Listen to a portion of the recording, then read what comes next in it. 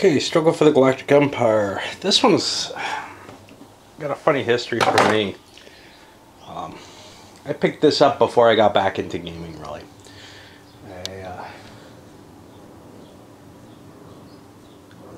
don't remember quite what the situation was. I think it same kind of pre-order that I had on Axis Empire's Totaler Krieg. I ended up having to pay full on Dicenso.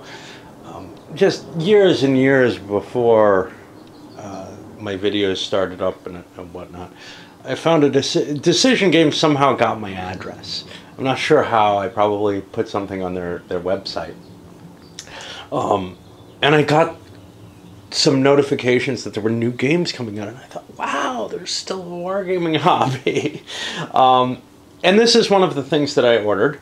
I also, there were a couple of things from MMP that I picked up then, but it was before I got back into, it was before I got onto Board Game Geek, and I just really wasn't into the gaming the way I am now. And I played it once. It's a solo game. You know, the discussion of what this game contains was enough to sell me on it, even though it's a solo game, and I don't usually like solo games. I played it once, and it didn't really catch my interest terribly well. I'm not sure quite what the circumstances were, but I can tell you the rulebook may be part of them. So this is going to be this broad-spanning, you're running the Galactic Empire, and you're going to face various issues of chaos coming up. That's the game's term.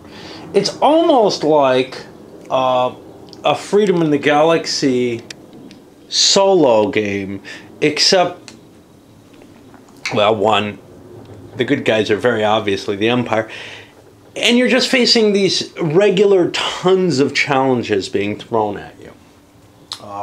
It kind of reminds me of, also, let's see if we can find it. Somewhere in the ancient stuff. We got Republic of Rome here somewhere. I can never find things. Crappies. I'm just so bad. Oh, there it is. In terms of the kind of model where there's, you know, just stuff happening to you. Instead of drawing it from cards, it's going to come from this huge chip pool, probably about as many as the 3 decks for Imperial Romanum. However, unlike, Republic of Rome. Unlike Republic of Rome, there's a lot more possible threats. Because this is science fiction, it's limited only really by the designer's will to stop imagining things. This is a Joe Miranda game. Most of my experience of Miranda games has been from magazine games, and I've been very lukewarm on them at best. Sometimes they're on interesting topics, but they feel kind of glued together badly. This one, I really do kind of get the idea of, one of the statements made about him is he's the designer who throws the kitchen sink in.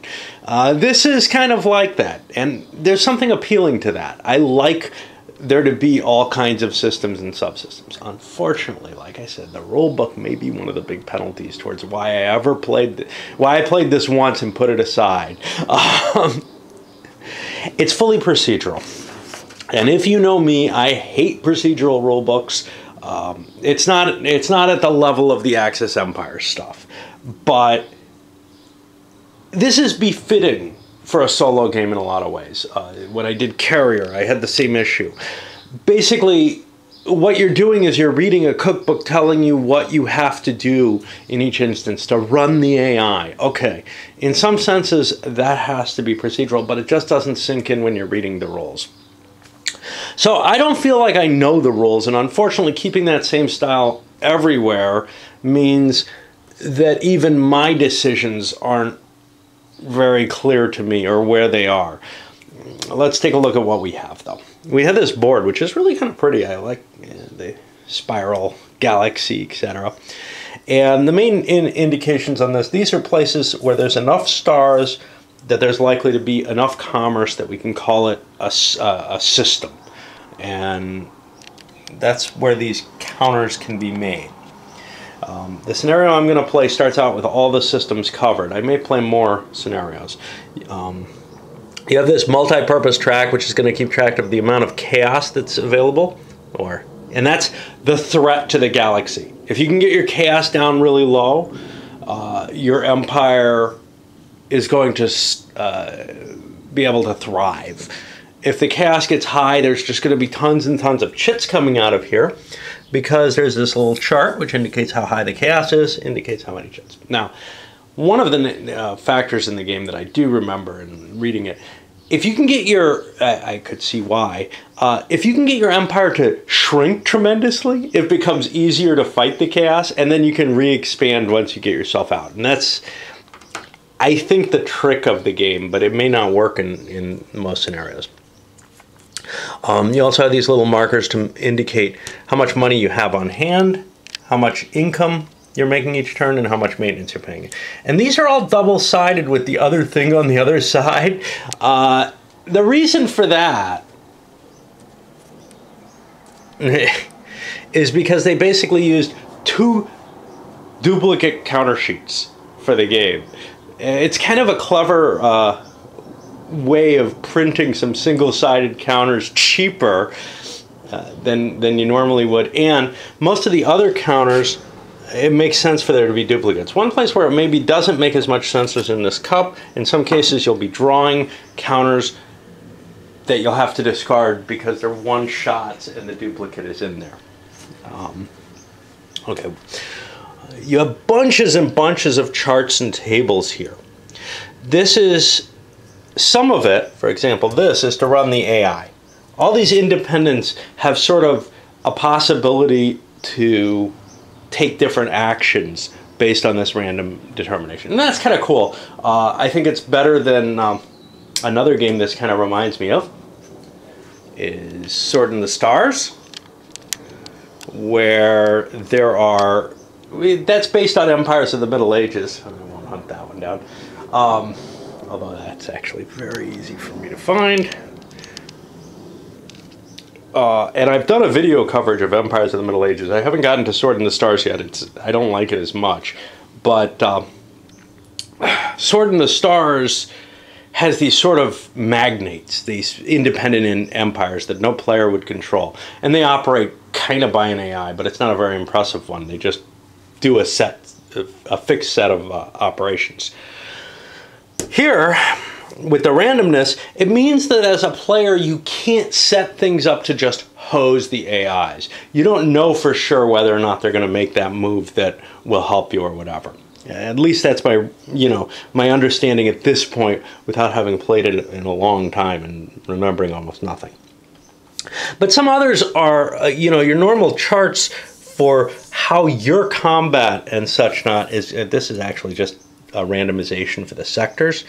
How things that you can do can be done. Basically stuff that normally goes on a player aid chart here. So for example, here's what you have to pay to build your own units, etc.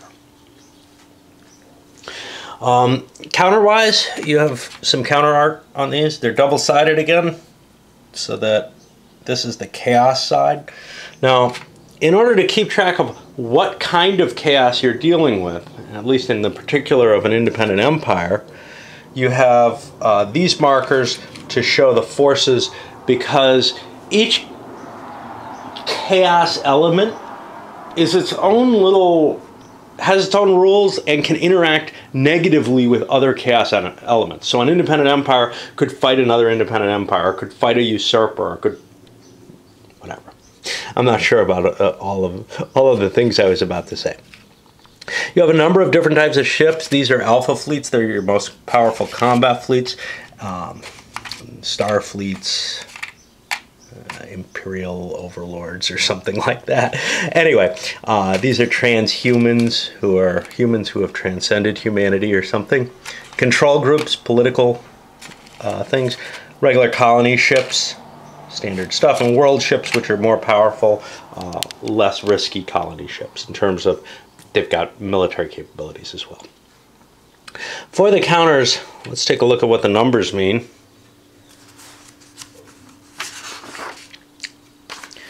Okay. The first number up here is military strength, and that's going to be pretty standard. Now, the combat system is a little weird here, and maybe I'll be able to touch on that. I'm not going to go through the rules inch by inch like I often do. I'm pretty sure I'm just going to play the game, and you're going to see me bumbling about with it. This number up in the right-hand corner is morphogenic strength, or morphogenetic strength. Basically, it's more your political, but it might include psionics, it might include breeding people who are loyal, it can include all kinds of things. It's basically your ability to win the hearts and minds in each of the sectors. So you can conduct combat of that nature. Now, it would make the most sense against systems, but you can also do it against military units and convert them. It may be treachery, it can be all kind of things in there. This is resource value. Now, most military ships aren't going to have that. The only ships that have that are the colony ships and the world ships, because they're able to produce. However, your systems have a resource value, and they also have military values, but those are just defensive. And then the final value here is your movement capacity. That's going to be expressed in number of sectors, and you can move from sector to sector using that. And notice I moved diagonally there. That's allowed. The transhumans have slightly different values. They have an infinity for movement, which means they can just jump wherever they like. Hey, they're like, you know, really psionics and such not. But the other thing they have is this variability table, which is chaos affects their abilities. Militarily, they can be pretty good as long as chaos is low, but when chaos goes up, they become better. As Imperial forces, they tend to be very good when chaos is low. They tend to get crappy when chaos gets too high. Basically, they become heavily influenced by the forces of chaos, and that can be a real problem. So, picking them up, they're an optional rule. But using them, because of the dangers that they might betray you, no matter what, and then they become stronger, is a difficult choice to make when chaos is fairly high. All right, why don't we take a look at the sequence of play, and I'll try to give some idea of what's going on here. So chaos events phase. At the beginning of every turn, you look at the number of chaos markers that you're going to get, and you pull those from this cup. And they're going to tell you things that you have to look up and figure out what they're going to do. And they just affect you. There's good rules to cover the non-player entities in the game as far as I can see. Among other things, the fact that they're using the chaos operations table. Some of these, with full optional rules and such not, there can be aliens coming in that give you possibilities to, you know, interact with them. There can be situations that need to be, you need to send an expedition out to, a la Star Trek, and you have to have a leader for it because only Captain Kirk could handle that. And just all kinds of cool little things in there. Things like cults arising, all kinds of stuff. Really, really a cool quantity of different outcomes can come out of this. Not as many as there is a cup, though, because remember, you got each counter sheet doubled. So you've got half the events, half the different events in there. And some of those events will not happen because you'll pull the duplicate beforehand and you'll actually be instructed this one can't duplicate. Okay. Chaos operations phase here, following this order listed here: usurpers, independents, invader, and rebels.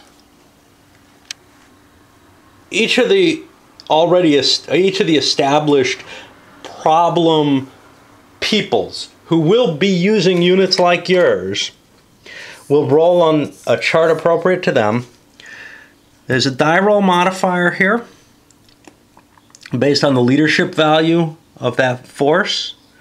And then you'll be given choices of things that happen to you.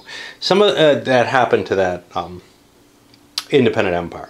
And it may be, you know, trying to reach its goals. So an independent empire will be trying to capture the space around it. And then it kind of stops and then just kind of defends itself. Invaders are just sweeping through the galaxy, wrecking stuff. Usurpers, that's going to be an Imperial force that turns against the core and sails in and tries to take it over. Now, here's what's cool with that. That doesn't destroy your game. Like, if you lose a usurpation, you become the new emperor. You know, you're trying to preserve the empire. Sometimes usurpations can actually be good. They can provide you with a better leader. We'll see how that works out. At least that's my understanding of it. Okay. The usurpation phase, somewhere here we should find a usurpation table. There it is. So, if a usurper gets to the core, and there's nothing in his way, he's going to roll on this table, again a modifier based on his leadership, and we get these results that are possible. So this is going to add to the chaos, I believe, and it could be negative. And then loyal indicates that the usurper converts to loyal. What that means is he's won. He's taken over the remnants of the empire. If it's stalemate, he hasn't managed to take over the empire, and the fight's still going. And on sort of the worst side of this is if the usurper loses, you get a lot of chaos, but the usurper is dissolved. He's been defeated. What kind of sucks about that is that there's no easy way, once the usurper reaches the core, of squelching the rebellion. I mean, if he gets that far, it's going to either win for him and maybe have a good effect on the empire, or he's going to lose and it's going to tear the empire apart. But you can defeat him out before he reaches the core. So it's not like, you know, any usurpation is a choice of roll over and die for it, or I'll suffer. In this case, it's just that if you cannot beat the usurper before he gets to the core, then you have to hope that he wins. And in fact, you might let someone get to the core, right? Your admirals may actually essentially side with him, at least tacitly. Okay.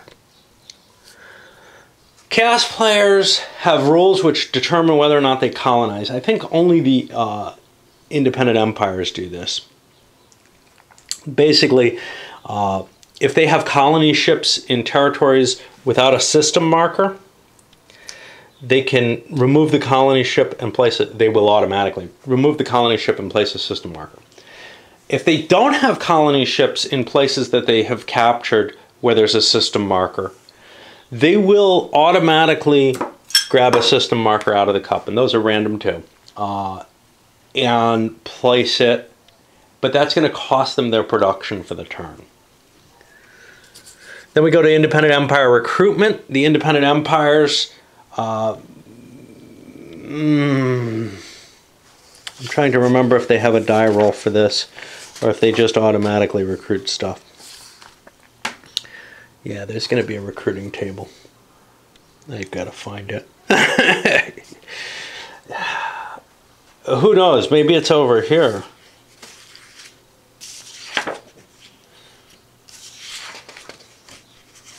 Yeah, so there are some player aids here.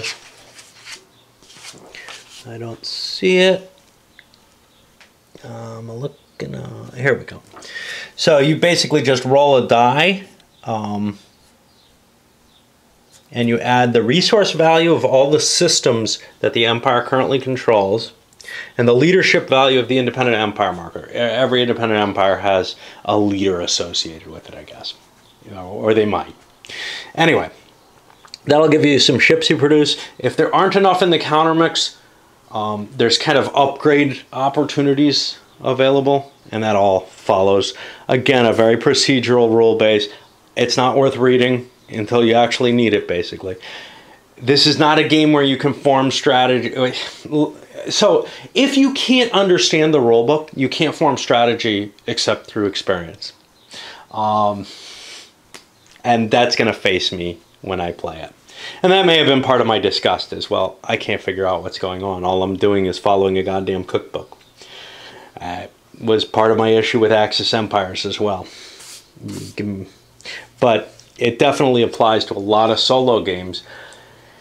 And when you start getting above like 20 pages of rules, procedural is just, I have no way of grasping the game. But even some of the Victory Point game stuff, I have trouble having any grasp of what's going on without playing it. And that's not how I like to learn. All right. Imperial Resource Collection. You count up all your province resources, and you add them to your little chart. Now, you have the bonus of keeping a running total of your income and maintenance costs, because the next thing's Imperial expenditures. Well, you have to pay your maintenance costs, and then you're allowed to build units. Now, the designer goes into some hand-waving discussion about how normal production doesn't make sense to him in a lot of science fiction games. Yet this seems very normal. I think what he's really arguing here for is, first of all, there is a maintenance cost. That's important. It costs you to keep your military operations in keeping. His argument is that the main resource requirement is actually humans. Capable, skilled, trainable humans who can run these fleets. That the resources of the galaxy and of, you know, technologies allowing production, etc., will have advanced so far that that will not be a sufficient... now that leads you to thinking about a totally different science fiction universe where mankind grows to ridiculous, you know, extents, basically filling every niche in the galaxy, and that production's all there, etc., and what that kind of world would be like. But that's not what this postulates. This postulates a somewhat low human population, which is the real restriction on production, and that the systems kind of show advanced enough, successful enough star clusters that allow you to, you know, essentially produce high-tech equipment as well as training the people, etc., to use it properly. So those resource points are what you have to pay. And then there's also the fact that there's a definite countermix limit in this game. And that also represents this population limit on the production. Anyway. Imperial colonization. If you have colony ships in empty spaces or world ships, you can convert them to a system.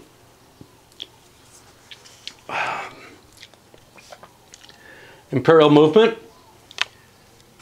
Every ship has a movement factor. Like I said, you move it from sector to sector. You can move across the diagonals. I don't remember if there's any zones of control or anything like that. Basically, what happens if you move into a space with enemy units? Usually you'd only do that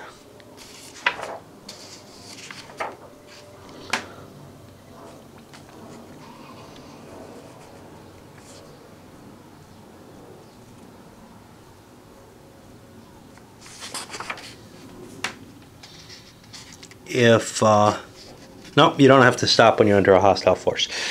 What I was going to say is usually you'd only enter an enemy space, I guess, if you wanted to attack it, but you might not want. You might want other things here. Okay, what about combat?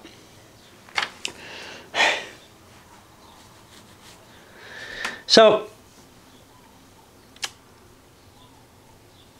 first thing it does is defines who's hostile with whom. And for the most part, every faction is hostile to other factions. Then you do military, followed by morphogenetic combat. However, the Imperial player has the choice to choose only to use one form of attack. He doesn't have to use both. The Chaos Forces will always use both if they have them. Okay. In order to attack, you need a strength. It has to be unparenthesized, and it has to be greater than 0.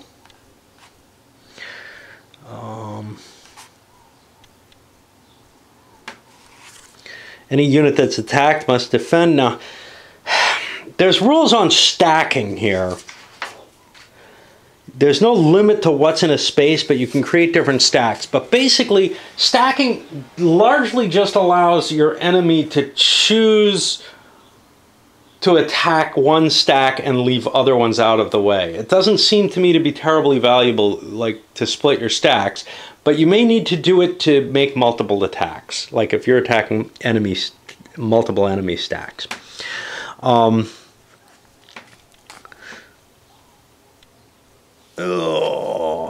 right.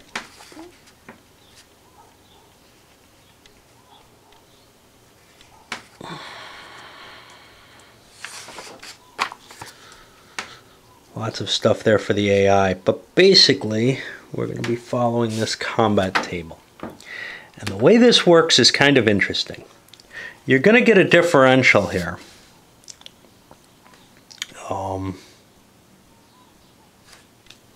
In terms of strength. And then you have a die roll with modifiers, your leadership, some other possible event markers, etc. And on both sides. And then you get a result. Now the base idea of the result is attacker, defender, and a number is how many units, is what units are destroyed. It's units with a combat strength of the, let's say if it's combat, military combat, a combat strength less than or equal to that value. So if you get an A2, you will destroy all attacking units with strength 2 or less. Big stacks are not necessarily very powerful. Big units are much more resilient, but it's an interesting system. I haven't seen this kind of thing done before. Now with morphogenetic combat, instead of destroying things, you flip them over. And they end up joining your side. Very simple combat system. It's going to take some serious thought processes, just like recently when I did Dragon Pass down here. Had a very, very different combat system from anything else I've seen. This one's a little bit simpler, although the rules take about as much space because of the AI stuff. Okay. Now we get to the specifics of running these different kinds of chaos factions. And I'm going to ignore these. Just realize kind of the general thrust of them. So a usurper is going to be going for the core to try to overthrow the empire. An independent empire is going to try to build its own little niche kingdom within the board and resist you.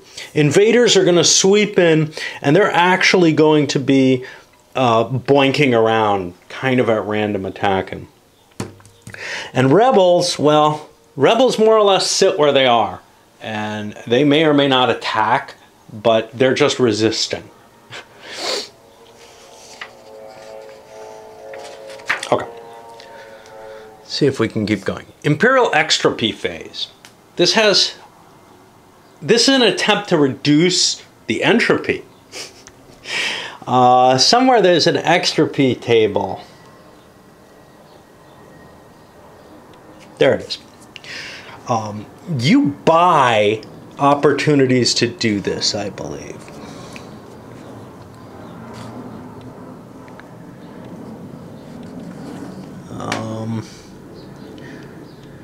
You spend a number of resource points equal to the current number of controlled Imperial systems. Remember when I said it's to your advantage to let the Empire shrink? This is why, because it's cheaper if the Empire is small. Of course, you have a bigger income if the Empire is large, but you kind of want to have a navy, and that costs a lot, and you need a bigger navy to protect a large empire. It just ends up being cheaper overall. You have to have the core, and you're going to get some die roll modifiers. If you have a leader sitting in the core, you get his bonus. If you have these things called nexuses, and these are an optional roll, you get +2 for having one in the core, and +1 for each additional nexus on the board. More optional rules, illumination chits. You can buy these suckers. You have illumination and suppression or repression on the back. You can buy these suckers, and there's spaces to hold all the stuff, but I use the counter tray instead. You can buy this stuff and then use it later in order to affect die rolls, or even allow them in some cases. But you can only do extra P once per turn, and it allows you to roll a die on here with all your modifiers. You don't want to get a low result, but if you get at least a 6, you end up reducing the value of the entropy chart. Okay. What we haven't talked about on here is the overload and omega overload.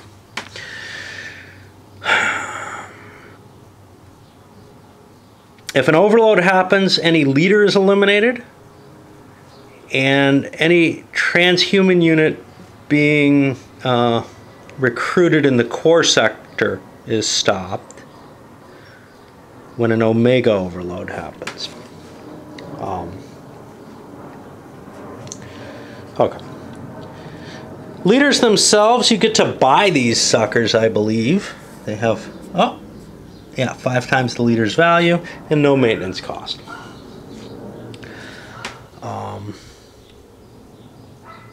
And then you're going to essentially move them with units. They add to your combat strength. They can also be used to govern at the core. If an entire stack of combat units is eliminated, or certain expeditions or chaos might end up eliminating leaders. Certain effects might end up converting leaders. Weird stuff like that. Imperial leaders may never be converted to the chaos side. Usurper leaders may be converted to their Imperial side as a result of usurpation. Okay, so normal conversion wouldn't do that, but whatever. Okay, then you have these aliens, and again, these are things that when they come up, the aliens are something that when it comes up, I want to look up. But they're going to have a special effect and extensive rules effects in terms of how to cope with each alien that you interact with. Okay, what about optional rules? Well, of course, I want to play with those too. I was thinking about not, because I don't want to explain them all.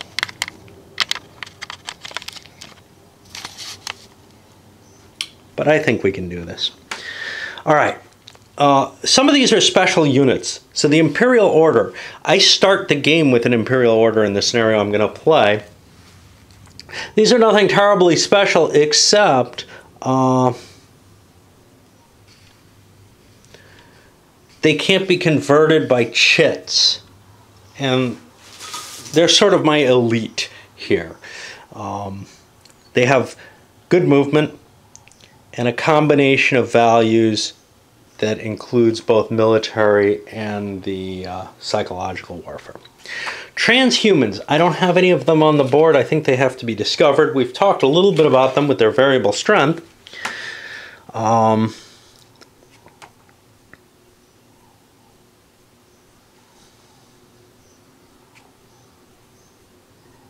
Okay, I can recruit them by paying 10 RPs and expending an illumination marker for each transhuman I create. They must be placed on an already existing Imperial transhuman unit, although there doesn't have to be an Imperial system in the sector. So I can't build them until I have them, and I don't get them except through random events. except there are scenarios where you start with them.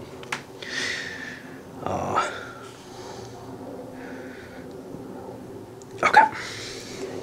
And remember, they have infinite movement, variable values to their two capabilities. And I am kind of a little iffy about this, but okay. Nexuses. You start the game with nexuses, and I'll be starting with some. During the Imperial expenditure phase, you can buy them right off the chart. And you deliberately select these. Well, they're all the same. Okay. Okay. You have to place it in an Imperial system with an actual system in it. And it can't be adjacent to another Nexus marker. It can't be in the same system as another Nexus marker. You'll have to pay maintenance on them. And what they're going to do is they help you on the entropy, and they'll also help you on something called suppression.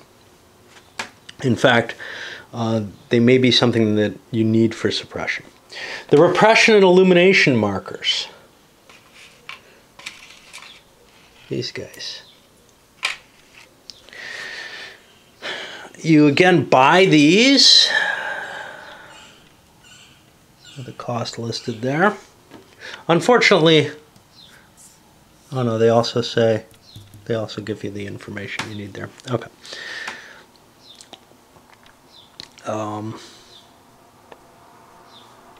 And they'll go in a pool up there.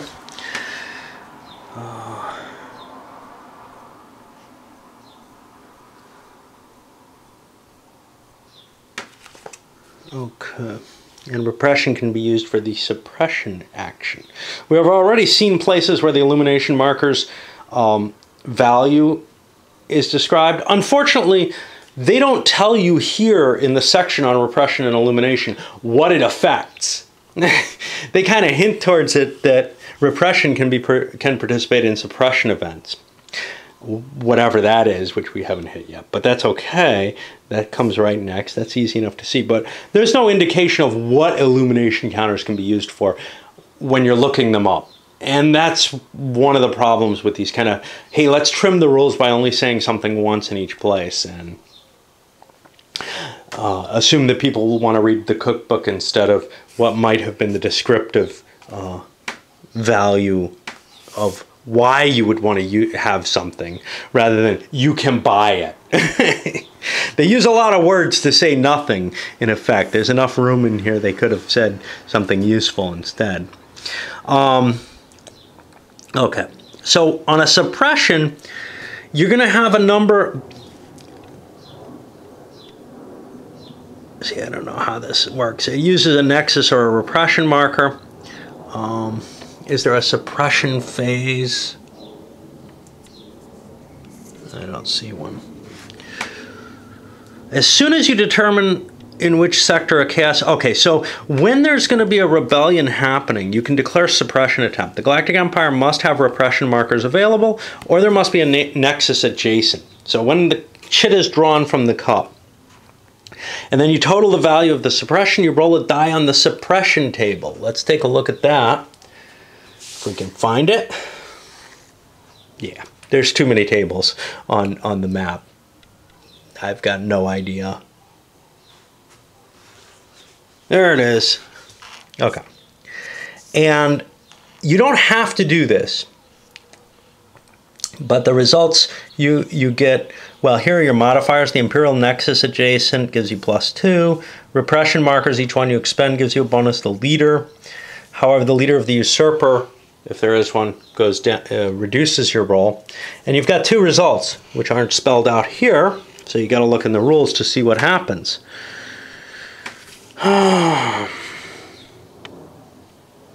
You can only use 1 nexus in each suppression attempt. Okay. Gee. You'd think they'd say it on one of the 2 places, don't you?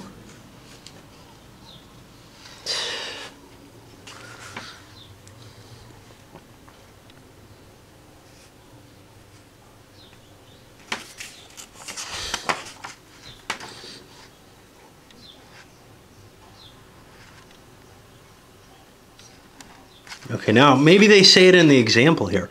Say a usurper is, because I see it in there, the total suppression strength is 4, blah, blah, the die roll is 8. The usurper marker is returned to the chaos events pool without being played.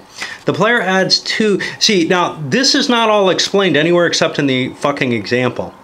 The player then adds 2 to the chaos index for the alienation result, 1 for each for the 2 resistance markers. The repression markers are returned to the actions unpurchased. Okay, well, gosh. It would be nice if they said something about what actually happens here.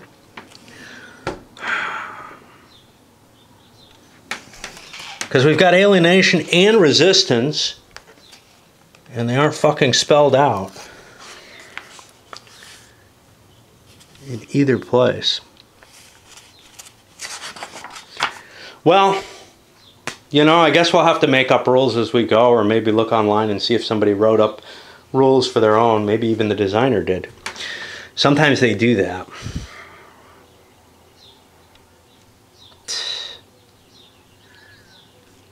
I have no idea. I feel like there's something significant just missing from here.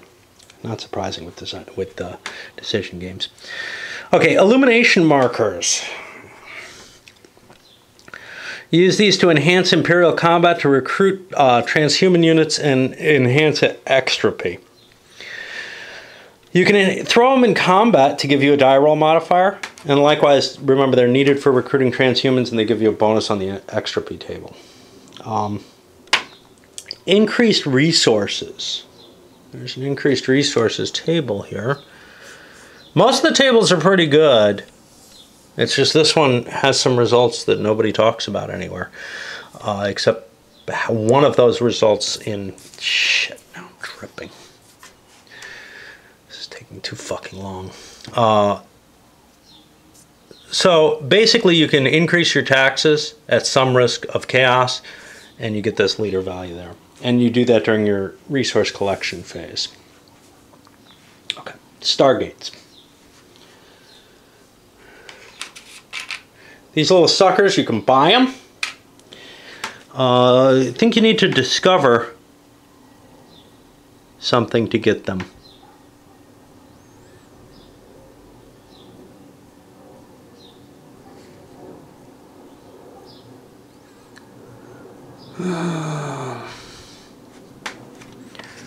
Stargates. Yeah, you need to get the Expedition Event Stargate to purchase these. And once you do, you can buy them, and they'll allow you to jump between Stargates, but there's some risk to this. There's a table which could either destroy the ships involved or the Stargate. Expeditions are going to be chits that show up there that you send a leader out on, and I'm not going to read the whole thing until they come out. You send a leader out with a ship out on them, and you see what happens, and maybe they come back with something cool, or maybe they come back with a bad outcome. And there's going to be 3 different outcomes possible on each expedition: positive, negative, and indeterminate. And you just basically follow the particular rules in the outcome there. For victory for the game, you're going to get points for how many provinces or how many systems you own. The core system is worth 5. Each other sector is going to be worth 1 victory point that has a system in it. And you get a bonus in victory points for having low chaos. And then you compare that to the scenario. Each scenario is going to spell out what's there, how long the game should last, and what the victory conditions are, any special indications in it. There are a number of different scenarios which give you different starting positions, and obviously there's a tremendous amount of randomness with this, and you'll see that in the play. And then there's a final scenario 7, the sweep of the empire. This is just a modification to any and every scenario. Is okay, instead of playing to the number of turns, play until you control everything and have chaos down to 10 or less.